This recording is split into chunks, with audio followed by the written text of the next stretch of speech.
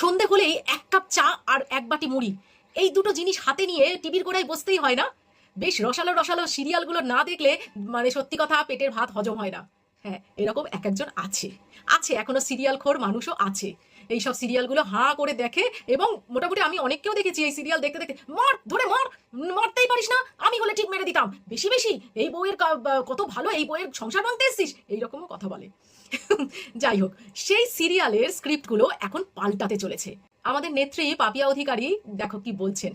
সিরিয়ালে দেখানো হয় একজনের দুই স্ত্রী বা একের পর এক পরকীয়া করেই চলেছে। এক স্ত্রী থাকা সত্ত্বেও আরেক মহিলার দিকে নজর, এসব আর দেখানো হবে না। টলিউডে একের পর এক পরিবর্তন আনতে চান পাপিয়া।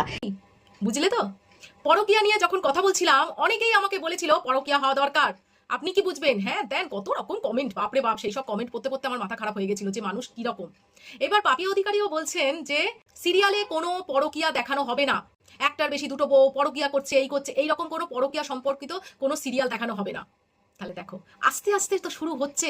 আমার মনে হয় একদিন এরকমও আসবে যেদিন দেখবে আমাদের বাস্তব জীবনে ওই পরকীয়া ব্যাপারটা উঠে যাবে। সেই দিনের অপেক্ষায় রইলাম, তোমরা কি বলো?